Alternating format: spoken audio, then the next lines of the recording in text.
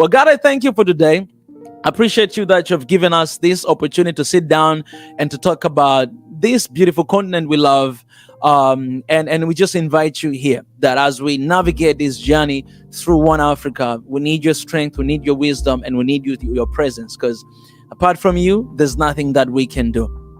And I pray for this session today in your precious name, Jesus Christ. Amen. Let's just start by defining, Brics, for those who do not know, because I want this to be really helpful to everyone who is out there, people who maybe never heard about this. And I'll just start by, defining, what is brick, and literally just reading to some of the things that I've been, researching on. Because, this bricks started a long time ago, since 2009. It's not a new thing. Maybe some people might be knowing it right now, but it started way back. And me personally, the day I was recording that video, I didn't just come from nowhere. I had my reason, I had my researches, and I think that there might be a lot of people who do not know. So it's very important to highlight that. So, BRICS, it's an informal group of states comprised of 5 developing economies. The initial addresses was as BRICS economies, and with the addition of South Africa, the forum added the letter S, making it BRICS. So literally the word that you see, it's actually representing one country and another, like Brazil, Russia, India, China, and South Africa. So those are basically 5 countries in the BRICS. And the purpose of BRICS, one of the main purposes, is that it's a commitment towards reforming international financial institutions. It also aimed to find a greater voice for the emerging and developing economies. I want to highlight this again. It also aims to find a greater voice for the emerging and developing economies for better representation in those financial institutions. So that's one of the purposes, but there's so many other purposes: to work with international communities, to keep multilateral trading system. If you guys want to know that, you can just go on Google and just find there's a different kind of articles that you can read, and you can understand even the BRICS website itself to understand the whole BRICS. What is it? And let me just begin by saying my stand. Looking at the very purpose that I just laid right now, it aims to find a greater voice for the emerging and developing economies for better representation in those financial institutions. The feeling that I get here, and the feeling that I had before when I was making that video, is that when you look at these countries that are in here, for example, when you look at China, it's already there. Like it's there. It's actually, number 2 after, the US, but it's already there. It's doing so well. So when you're finding like the voice for the emerging and developing economies, basically China is not in the picture, because it's not emerging and developing economy, but it's a country that is already there for so many reasons, and for what they have done in just in a short period of time.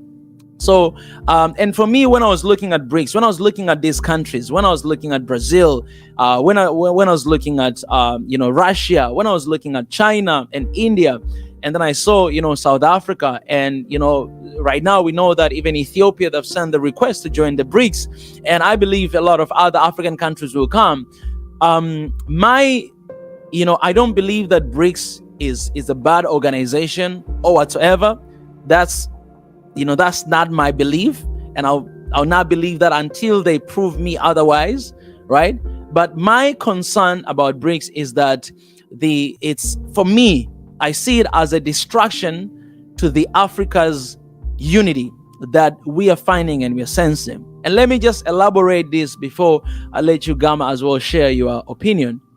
Why I feel it's a distraction, because when you look at the main agendas of BRICS, one of them is to have the BRICS currency, right? And in Africa, we have been having this struggle with the currency for so long, because we have 54 different countries and everybody have their own currency. And currently, we are actually united by foreign currency. You can talk about dollar or euro. That's a currency that I need to exchange my money before I come to South Africa to change to your money. So a big topic for so long time ago, even Gaddafi was here talking about your Africa currency. That's a big topic or idea when it comes to Africa's unity and Pan-Africanism, the whole concept of Pan-Africanism. But then now you have this organization that originally South Africa was not there, because we all know that South Africa, it was added later on the founder of Brics, they are actually BRIC. Those are the country that founded BRIC, but later on, South Africa was added into, that thing. For me, the problem begins from there. For me, that from the very initial point, Africa was not there when BRIC was founded, right?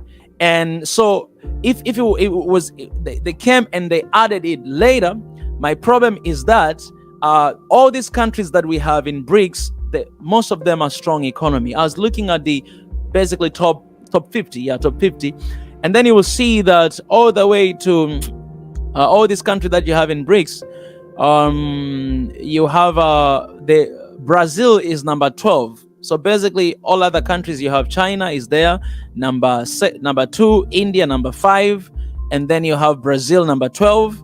Russia 11, and then Brazil number 12, and then you're gonna find South Africa number 32.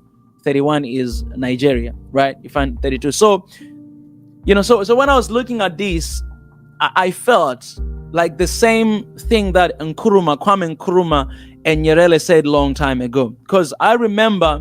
One of the suggestions that J.K. Nyerere had, he said this, that in order for us to fight for the independence, their suggestion, it was, why don't we, us as Africans, unite first as Africa, and then fight for independence together as one Africa.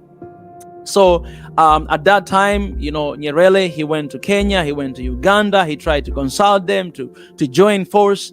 But they did not accept. So he went to, finally he went to Zanzibar, and so he agreed with Karume, and they had this union, and they fought for that. And even right now, you find out that in Africa, when you come Tanzania is one of the very few countries that do not have issue with, when it comes to religions or when it comes to ethnicity. It doesn't have that because of the wonderful work that Nyerere did. And his idea was, if we come together as one and fight for independence, it will mean a lot. But then a lot of leaders, they choose to fight independence independently. And then after gaining the independence, then they'll fight for the unity of Africa. And now it has been 60 years plus, we're still fighting for the same thing and hasn't happened. Which I think if we focused on the unity of Africa first, come together and try to fight together, maybe things would have been a lot more different. But we cannot say for sure because, we don't see it and we don't have the evidence because we didn't do it. But I feel like that would have been a better way to do it. So if we made that mistake in the past and today we are still reaping, we're still harvesting, we are still seeing the consequences of what we ignored in the past. What we ignore, the way we ignore Kwame Nkrumah and those our leaders who passed before, who they say that, hey, you know what, without unity there's no future for Africa. Nyerere mentioned that before. And Nkrumah, he said we must unite. Africa must unite. Today we are here in this point, and we have BRICS. That's why I'm trying to elaborating why I think this is distraction, because you have BRICS and the concentration is divided. The concentration is no longer in the Africa's unity, but the concentration is in the BRICS. How can I join BRICS? We need to join BRICS because this is the new way that is going to fight all these financial institutions that are there have been undermining us. So we need the second option. We only had one option, but we need another option that will help us to fight that. And I feel like, no, Africa, why are we going to the second option? Why don't we go to our priority, which is Africa's unity? It's good to have these organizations, but why don't we focus on the African currents? Why don't we focus on uniting our people first, becoming as one strong Africa continent, and then maybe consider joining together as Africa to BRICS? Maybe we'll have power by then. You have China, they have more than 1.3 billion population. Okay, you have Russia. These are very strong economy country because basically in Africa, Russia is what supply all the military equipment here in Tanzania, in so many different countries, South Africa and so many other different countries. You have India. India is emerging, is doing pretty well. It's one of the superpowers. It will become a superpower, I believe, after China. And then, okay, you have Brazil. I can't say more about Brazil, but I know, Gamma, you have something about that.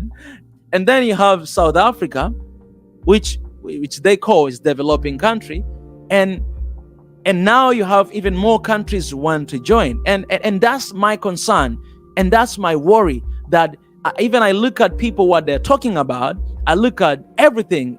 Everybody who's talking about talking about Brics. Oh, this is exciting thing. Oh, this is it. This is what we need for Africa. But then my concern is this: that what Brics is doing, you have China there, you have all these countries that there's a huge competition, between the Western. That's why right now you see there's a lot of noises from the Western countries because of this summit that is happening. And we have seen the president of South Africa. He just spoke like couple hours ago about this, that this is just gonna continue, because basically they don't want it to happen here. They don't want it to happen. So I kind of feel like you see like China and these countries, they're always there in the competition with the US and all these other organizations that are out there. They're always competing, and us as Africa, we're there at the middle. We're there at the middle, like, okay, now we had this relationship that is not working well for us. Now we're searching for someone else, for the second option that we hope and believe it will help us. We hope and believe it will beat the system that is already there, so that we may rescue ourselves from where we are. But I feel like this is not what is going to bring solution to Africa. It's just going to bring more issues, because I'll tell you the truth. We can kick the US, we can kick the European Union today out of Africa. We can kick them away. But when all these other different nations are here and are taking over Africa, we're going to have the same exact problem in 50 years from now. Our kids, they will struggle with the same issues that we're struggling today. But it's not going to be with Americans, it will be with Chinese. And we have already seen a lot of them. We have already seen a lot of videos of our kids being, whipped because they can't speak Chinese. We've seen that. We've seen that in our continent, how our kids, most of countries right now, in our universities, that here in Tanzania, in so many universities in Africa, they're teaching Chinese language in their curriculum, but there's no Igbo language, or there's no Amhara language, or there's no like Zulu. There's no African language that our people are learning, but we're learning their languages. So the influence is already there. The countries continue to be divided. Now you have Brics. They're coming with Brics currency, but we are not focusing on what matters a lot to us as African, and that is Africa's unity. Why don't we, us as African, unite first? Come together as one people. Come together, focus on that, focus on Africa's unity, focus on African currency, work on that first before we diverge our focus and we look for another organization to join. And that is my concern. And that's why I say I feel like Brics is the distraction to Africa's unity, because now the focus is there and not anywhere else, believing that this is the second option to the system that has been humiliating us for a long time, while we can be the only option. While we as African, we can stand as us, coming together first and then look for partnership. I believe even the negotiations will be different once we are united. Right now, if you have just only South Africa there, the negotiations, I don't know how they're going, but basically, if you talk about Bric currency, I'm afraid that it might be the Chinese money come as a Bric currency, because that's the money that has so much power in that organization. It's the money that basically is competing right now. I'm afraid that our points, our concern are not really, when you look at the influence that China has in Africa, you cannot compare the influence of South Africa or Africa that has in China. Today, our people who are in China, they're being treated as a slave with a lot of racism and all those stuff. But that's not the same way we treat them when they come to Africa, when they're here in Africa. So there is no balance, no matter what it's being said, but there is no balance that we always talk about. It's not there. The way that we are treated out there is not the same way that we treat them in here. And now we have Brics. We're excited about this, and we are still not focusing on the only one thing important, and that is Africa's unity. Let me just stop there before I say a lot and hear you, my brother. What do you think, and what do you have to contribute? First of all, I want to say it's funny and such a coincidence for two people in two different countries to have a similar view. And so it's not even a matter of believing, it's just, for me, common sense, what you are saying, right? And so I want to maybe emphasize a significant point that you've already highlighted, that first of all,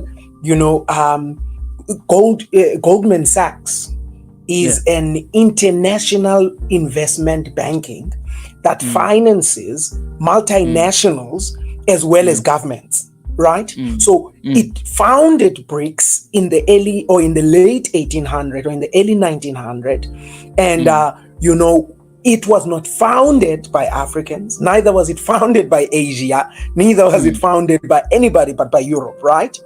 And so the term is, of course, coined by, is of course coined by Jim O'Neill, Jim O'Neill, who then, of course, is this Goldman Sachs researcher. All of what they are saying basically is that in 2050, there's emerging economies that will become global economies. And of course, they create a projectile or a projection that they invest towards its development. So it's not independent. It's not like it's happening magically, somewhere. Someone is moving the pieces of the puzzle. And, of course, we can conspiratize to kind of maybe find the discussion where the direction it's going. But I want to say that it's not an African development. And if you can see the first three countries, the relationship of the first three countries that are highlighted here, we are dealing with one, Asiatic countries. This is Brazil. This is India. This is China. The people who are in the Americas, that is Brazil, they connotate the ethno-existence to being Asiatic. These are Indians who are in Asia, and so of course these are, the uniqueness of these countries is that they have massive populations, with Brazil with more than 150 million or 200 million people, with Russia with over 200 million people, and India with 1.4 billion people, and then of course with China, another mega population. And then of course in 2010, South Africa was added to the whole conglomerate or the whole discussion. And I agree with you when you say exactly, about South Africa, that Africa was not part of the initial stages in terms of development. It joined later. And so I want to maybe come from setting the background. I want to come maybe from a position of saying, one, we need, different from you, I will use maybe a little bit of profane approach to say maybe Africa has to come out of the mentality of saying, who else do we bend over for that they can screw us? You see what I mean? How can we get to a position? Now we are done. Europe is done abusing us. Europe is done using us. Now let's go for the next big thing, So maybe Brazil, Russia and India will protect us. I think maybe we need to come out of the mentality where we feel and really believe that there is some external source that is going to be coming into Africa to come and help us. And I definitely agree with your sentiment when you say we must create collegiality. Two, we must create, some sort of ethnocentric thinking. And three, we must create relationships that are continental. And I think a country, a country like South Africa being part of Brics, of course, joining Brics in 2010, we only join when I maybe kind of, understand the relationship of South Africa and Russia is because as Bantu, we say Russia helped us in the past. And therefore, because Russia has helped us in the past, it is principle in Isindu that we cannot, reject Russia. But South Africa's relationship with India is because South Africa has the second biggest population of Indians outside of India in the world. The Indians in South Africa came because of sugarcane planting, and now they reference themselves as South Africans, but they are Indians. So they're Indian South Africans, the same way we call Americans who are black in America as African Americans.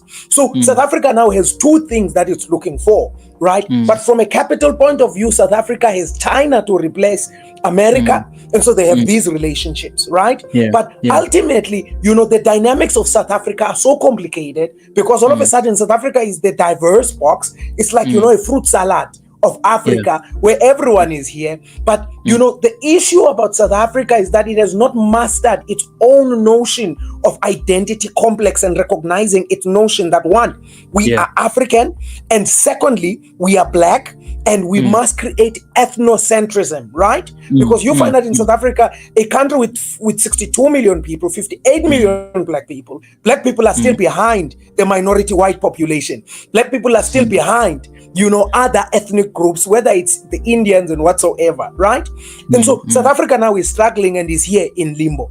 And I think then it is the responsibility of outer Africans to guide South Africa and not wait for South Africa to be, the radar of who's our next partnership, But ultimately, from a continental point of view, we must establish, an ethnocentric thinking. Ethnocentrism. It's proof that ethnocentrism works. It worked for Europe. It's working for China. It is working for India.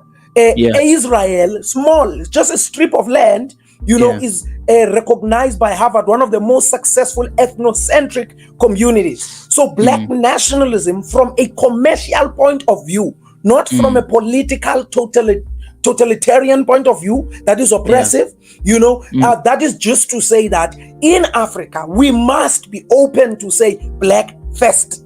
And black first does not mean white last. Black first does not mean Asians last. Black first does not mean Indians last. It just means black is recognized, forgive my profanity, black is shitty everywhere in the world. Like you mentioned, blacks are treated like nobody's in China. They're treated like nobody's in India. Have you seen how the Indians are treating blacks there? Black is treated like shit in China, in Brazil. The Brazilians still think they are better than us. Look at, for example, our brother in the north. Let me highlight, the Arab issue, the Arab conquest of Africa. Look at our brother at north of Africa. When they see black, they think we're shit people. So I think we need to come out of the mentality of thinking that other races and other ethnic groups have a responsibility to come and help us or make us something. And I agree with the notion of saying we must get to a position where we define ourselves. And, here is a twist. In a position of oppression, the oppressed define freedom as the lifestyle of the oppressor. So this means if the white man, was oppressing the black man is thinking to be free is to live the lifestyle, of the white man. And so all of a sudden, psychologically, this Stockholm syndrome of desiring and wanting the lifestyle and the behavior of your abuser is some sort of a mass hysteria, a continuous psychological thinking that is, formed by trauma, by generational trauma. And so people feel uncomfortable defining themselves outside of the expectations and the lifestyles of an oppressor or of a bigger community. And I agree with you on the notion when you now say Africa must define itself. We mustn't give in to the desire of, wanting a big brother. We mustn't give in to the desire, of wanting our abuser. We mustn't give in to the desire of thinking some other big coalition is going to change our lives. So strategically, the Brics coalition, I think, we must reject Brics in my view. We don't need Brics yet. Maybe we may need Brics later. But I think maybe we have some ethnocentrism that we must develop from an African context and answer the question of how can we then include other minority groups that are in the African context. Nowhere in any country, think about it. How many Africans are opening businesses in Asia, in China specifically, where the Chinese are working for us, where the Chinese are learning our languages, So these guys want to write a different narrative that we love Africa, inclusive of Russia. How many Russians are working for Africans? So what you are dealing with, a passive form of racism and a passive form of supremacy. If it's not racism, it's supremacy. So once they see black, they think shitty. Once they think black, they think inferior. Once they think black, they think incompetent. I think we as Africans need to maybe retrace our steps and then rewrite the narrative with an African ink, black ink. And this is not to say we can't partner. Maybe when they now come to discuss with us, they can discuss with us at our terms. And I think it would be a big mistake for us as a continent to think partnering with these small pieces of the world, it will determine who we become. And I think it becomes an advantage for countries like China, for countries like Russia, for countries like Brazil, because all of a sudden these Asiatic enclaves, what they benefit from us is the biggest human resource in the country. For them, it's capitalism, it's free market capitalism. They have access to the biggest human resource in the world. Two, they have access to land. And the Chinese have proved it now and again. And I'm not against any Chinese, partnership. I think Europe has no business telling us who we should partner with. If we like, we can partner with whosoever. So part of the discussion is to say Europe should shut up and not tell us who to partner with. But also part of the discussion is for us to tell ourselves, that it is a commercial relationship that is definitely going to benefit the Asiatic enclaves like China, because they will have access to the youngest educated population that they will underpay. This is how economics work. The bigger economies that have more finances offset the responsibilities to the lesser economies. So this means they will come to our educated and pay us a quarter of what they will pay an average Chinese. An average uneducated Chinese, they will pay an African a quarter of that, so that they can continue to drive things. So they're opening factories in Africa, not because they know that we need factories. They open it because they want to offset responsibilities that they can't afford in doing it. It's really an economic thinking, So I think we as Africans maybe have to start doing capitalism, in a right way, and actually practice, a free market capitalism, where we want to say, now we're going to work together as a community, but we're going to work at our terms with the global community, and then we're going to maybe galvanize our own human resource, writing our own narrative, and driving in capital, that is generated locally, maybe with some international partners. These are just rough ideas. It's a discussion. I'm thinking out loud, brother. I don't know what you think. I love it. Let me raise three concerns, like just in point, because I had to write it down for just like elaborate more for us to understand where I'm coming from, instead of just sitting there and being like, oh, these guys have been paid. The first one is the dominance of one country. That's the first concern that I have, that the growth of China's economy is tremendous and outweighs the other members' contribution to the world economy. But unfortunately, this makes a union seem like China with its partner, rather than a union that has members with equal powers. So that's the very first concern, that the power of these countries that are in there. I've spoken about the purpose. The purpose that it also aims to find a greater voice for the emerging and developing economies, for better representation in those financial institutions. For this, it feels like another daddy, because developing and emerging economies, China is not that. They don't consider China. It's developed country. That's what they say, the first world countries, right?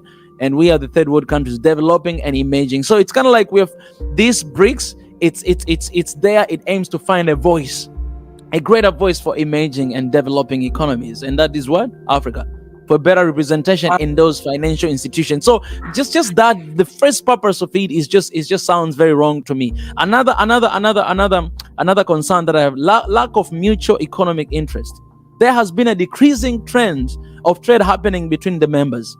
But on the other hand, there are reports that the trade between the members and the EU and US is higher, and China trades with the rest of the world is even higher in terms of numbers in comparison within this country. And the last one is competition among themselves, among these different countries that we have. There are markets where the members have equal, almost influence in the market share, such as in clothing field like China, India, and Brazil. In addition, there are military equipment markets where China, Russia, and Brazil sell products.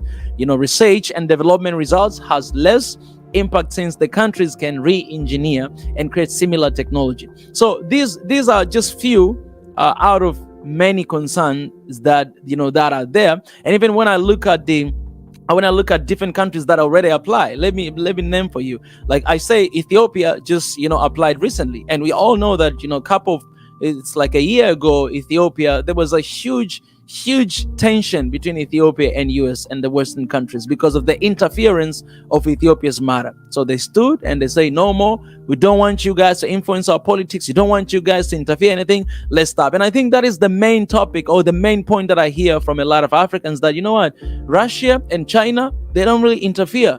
anything. They just come, you agree, they develop you, they don't interfere in your personal matter, in whatever. And what I see, this is what I see. What I see is this, that China and Russia and any other country they sat down and they saw the weakness of European Union and all these Western countries. Why Africa? They're now awakening and they're like, oh, no, we don't want this. They see the weakness of the relationship that we had with the US or we had with Europeans. They see those weaknesses and they want to, and that is one thing that they don't show when they come here to Africa. But how sure you are that that's how it will remain, even when, when we have a good relationship with them, when they're here or in our country. We have witnessed even, in this summit that was happening in France, that France, they wanted to attend as well. You guys, now France, they want to actually be part of that as well, part of Brics, right? Because they see opportunity. I feel like even this summit that Macron, he called all these African presidents to France, he called it prior to Brics because he wanted to make a point that, I'm here, I want to be with you guys, I want to do my part and all this stuff. Like he's kind of like petting them that, okay, you guys, before you try to turn back on us and find someone else, I'm here and I'm ready, I'm willing. I've never, like, this was the first one that you're watching and you feel like, okay, I like what I see, and we share the videos. But again, it has to click something that, no, this is out of fear and out of concern, and now they also want to be part of that.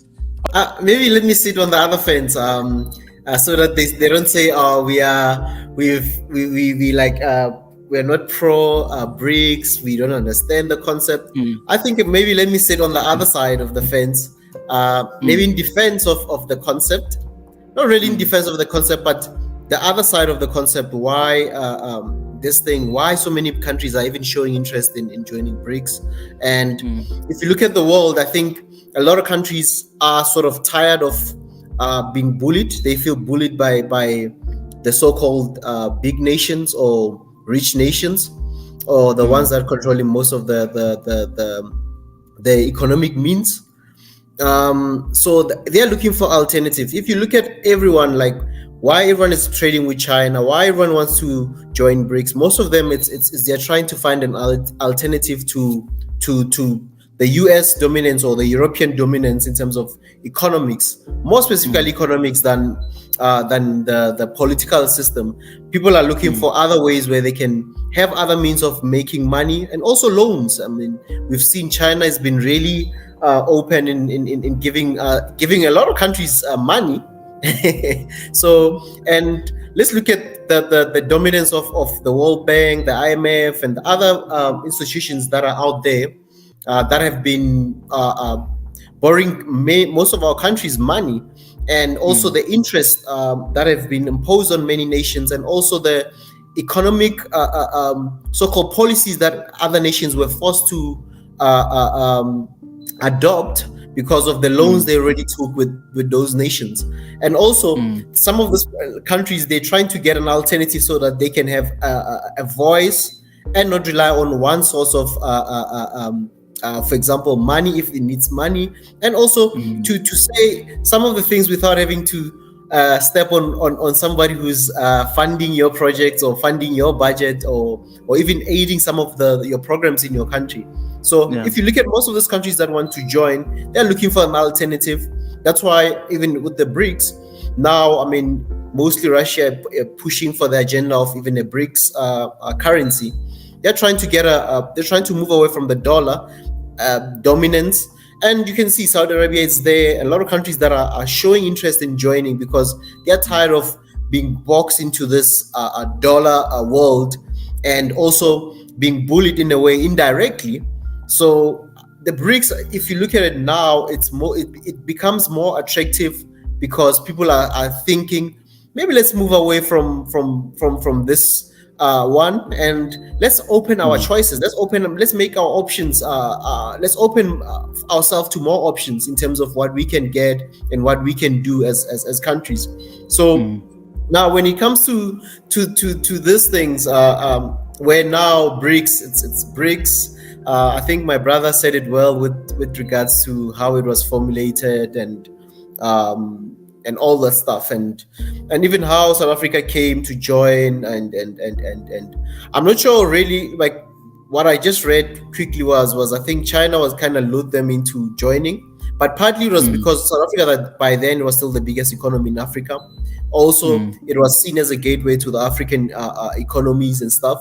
It wasn't just like they just chose one country, but their mission was for Africa. But then they looked at who's the biggest economy then to join Brics, and which country is more influential in the continent then. Hence, South Africa was lured into joining this group of countries that have so much potential. And I know a lot of people. I think you mentioned the population thing. I've had some talks with some people saying most of these countries that are doing well economically right now, it's countries that have big populations, even economic wise. Countries that are really growing with high economic growth, most of them have big populations. Even you look at countries like even Ethiopia, it's a country with so much population and a really growing population as well. So that's where now the issue started, where people have now started feeling that no, we need another voice. We've been so much lured into this G20s, the WTO. Those are dominated by mostly Europe and the US. So people are looking for other voices that can really come into the world and also say, no, we cannot take this policies. We want to adopt these policies. So that's where now the BRICS comes in, where it is becoming an attractive group to join, because they believe that China also has the financial muscle. We know that India is coming up as well. Brazil is still also coming up, and Russia as well. It's a former Soviet Union. I mean, it used to be a big country. It used to be have a lot of influence in the world, and it has helped so many countries in terms of fighting colonization and stuff. Hence, I think my brother also mentioned that people sometimes associate us as Africans. Really, we always look into who was loyal, who was there for us. We need to align with people that have always helped us, and that's where now the Russia comes in. And if you check, somehow most Africans will side with Russia, regardless of whether Russia is doing something wrong, maybe in this war or not. They will try to side with Russia to say, no, Russia is a friend. Russia, although they'll say we are neutral, but somehow it's kind of open that it's an open secret that, hey, Russia, do your thing. We will not say anything. We will not condemn you. They even created the picture of black Putin. You've seen that, right? I've shared that before. Yeah. So yeah, man. I think that's where now the issue starts. Where we can say, for example, the BRICS is coming into that voice that is trying to balance the world, where the world was leaning so much into the West, and it's not going to be something that's going to just happen overnight. I think it's something that's going to take it's going to take a while before we can say BRICS is a force, is another, it provides another voice, another alternative. And I hear where you guys are coming from, where in terms of us as a continent sitting into the table with the clear voice, with really what we really here to do, not just following groups and joining groups for just for like saying I've been victimized by this one, here's a replacement, or something like, oh, I'm leaving this boyfriend for this one because this one looks attractive now. So that's the question I want to ask you, His Excellency. The question that I want to ask you, Mika, Mika, it's ridiculous because that's exactly how it looks like, because I am of the view that we must establish independence before we create interdependence. Interdependence. I was speaking with some colleagues of mine, and I was saying, from a socio-historical development of the African worldview, right? Community is significant, right? And however, community comes with an advantage that if, for example, you have a challenge, people can help you, but it comes with a disadvantage, because all of a sudden, if His Excellency is the only one that's working, there's something called black tax. So this means his money belongs to everyone, right? So community has its advantage and its disadvantages. Then I say now, when I was speaking, to in this conversation yesterday with some leaders, I was just in KZN, and I just say to these leaders, maybe we should start integrating the innovation of culture to say at a certain period you can be independent, then at a certain period you can be interdependent. And I think maybe this principle functions just across the board. And maybe we as young Africans, as well as maybe as Africans at large, we must ask the fundamental question of how does independence for Africa look like? And I think, ultimately we have not defined, what continental sovereignty looks like. And I think, this is something we're afraid to do. Exactly like Excellency is saying, it's a debate, it's a discussion, colleagues, so it's going to be healthy if we have antitheses here and antecedents to the discussion. It's exactly what, His Excellency is saying, we cannot give in to, the guise of saying the first boyfriend failed me, then the next one is the next one I'm jumping for. I think it's hypocritical. I think it's cynical. I think it's really not well thought. I think, we are having an immediate challenge, His Excellency. You and me, we are in the same country. We don't even know our own country well enough. South Africans are one of the less traveled Africans in all of Africa. There are less South Africans going out of South Africa, going just to Tanzania. I need to emphasize this: South Africans are less exposed, guys. And second to that, I think South Africans have an opportunity to become, of course, the breadbasket of Africa, but it mustn't be independent of the African narrative. We need to rewrite the African narrative and establish the African narrative. And I love our conscious, our Black consciousness leaders. They say we must mobilize, we must organize. And I think I stand on this point, and I say a community that cannot organize and mobilize itself is a community that will be deconstructed by other communities. So I am the point, and I want to highlight and amplify, we must create ethnocentrism. Two, we must definitely drive this notion of preferential procurement within a continental spectrum, right? We must say Africans first. Nowhere in the world, in Europe, Europeans don't come second. In the Americas, the Americans don't come second. We don't even want to talk about Asia, about China. What is happening in Africa, you will not even see it in India.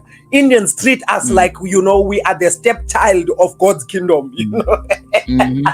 The Chinese, they treat us like, they were born first and we were born like fifth. So the world has some sort of intelligence hierarchy. It's white people at the top, is the Chinese below the white people, is the Indians below the Chinese, and then you have black. Then everything else is like we don't want to touch. Even when it comes to even setting up relationships, the Chinese guys, it was such a comedy when the other time a Chinese a national was part of the governing party structures.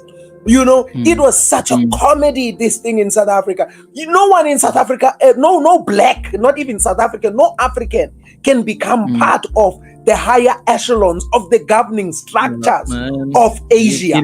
Germany, it was not up till last year that Germany had its first black official parliamentarian. And it was for social development. So this notion of welfarism, guys, it's disgusting, this notion of welfarism. We must go beyond welfarism and start discussing marriage. Let's discuss marriage, but not a toxic form of marriage. Some sort of meritocratic engagement with society, civility in its nature. We are intelligent people. We have our own ways of doing things.